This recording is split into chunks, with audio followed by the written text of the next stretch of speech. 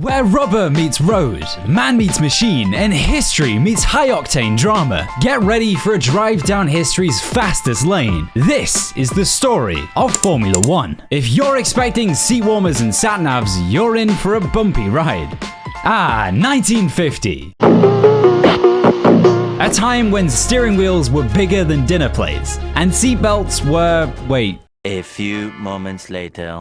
What seatbelts? At this time, another sensation was revving its engines in Europe. The Fédération Internationale de l'Automobile, or the FIA as we love to abbreviate, because who has time for French names? Right?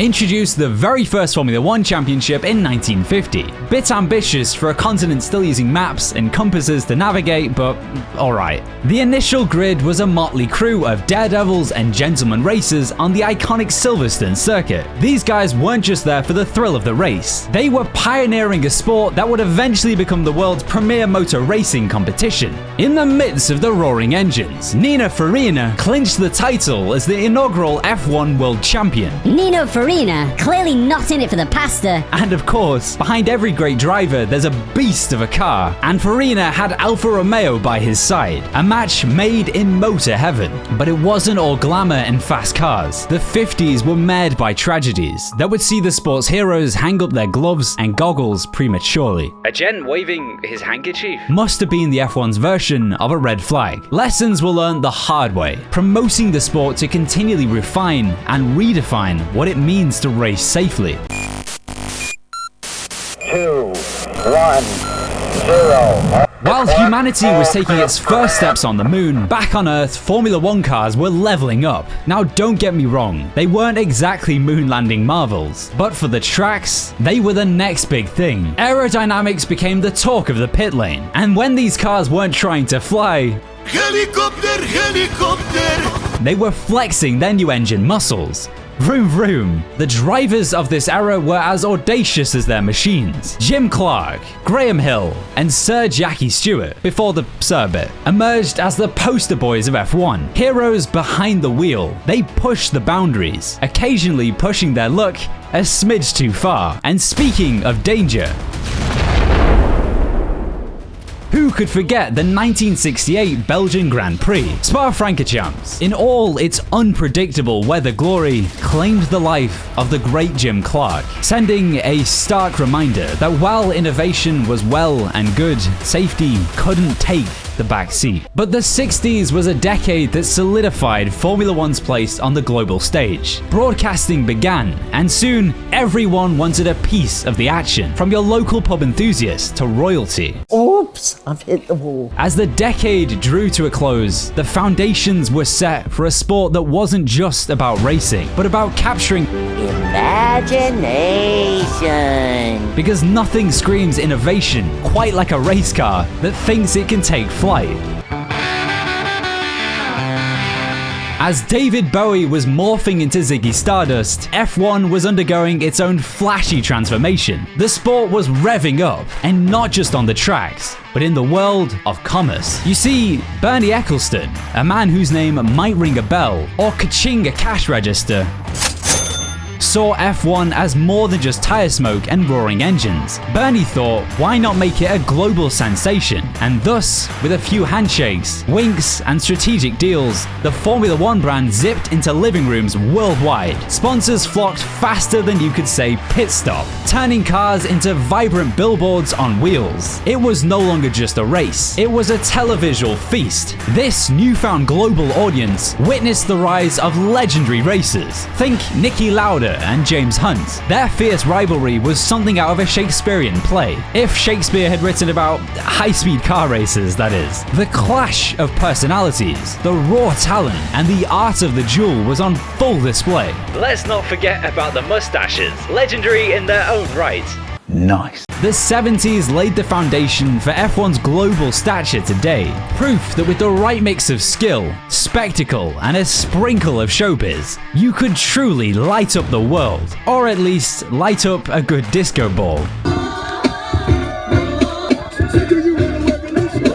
As the neon lights brightened, F1 was in the midst of its own identity crisis. The Concorde Agreement of 1981 was less about fast planes and more about who held the reins in F1, as seen in the Fischer-Fokker War. Quite the catchy name, isn't it? It wasn't a fight between Italian pasta dishes, but rather the battle for control between the Fédération Internationale de Sport Automobile and the Formula One Constructors Association. They too locked horns in what could only be described as a bureaucratic Grand Prix. Spoiler alert, no one did donuts at the end of that race. While billboard battles raged on the asphalt, it was turbo time. Gone were the simpler days of naturally aspirated engines. Now it was all about who had the most powerful turbocharger. And with great power, read turbo, comes great responsibility, read reliability issues. Races often became less of a sprint, and often more of a will it blow up before the finish line kind of scenario. Oh my God! But amongst the backdrops of power plays and pyrotechnics,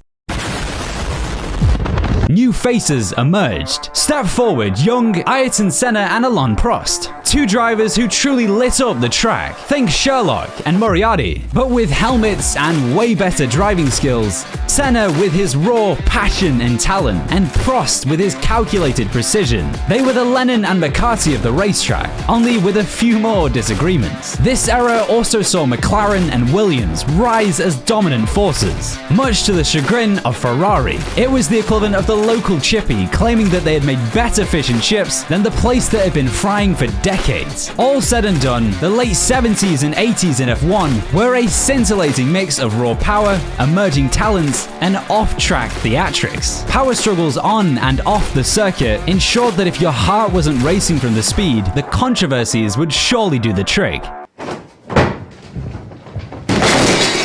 This decade began with the kind of drama you'd expect to see from a soap opera set in Monaco, when the rivalry between Ayrton Senna and Alain Prost reached a crescendo. And though the telenovela-esque duels drew gasps from the crowd, F1 was about to face its most challenging hour. 1994, a year F1 fans could never forget. It served as a somber reminder that the thrill of the sport came peril. The losses of Ayrton Senna and Roland Ratzenberger at Amona left an indelible mark, reminding everyone that behind the technological marvels were human lives. It is fair to say that the race was forever changed, and not just because of aerodynamic tweaks.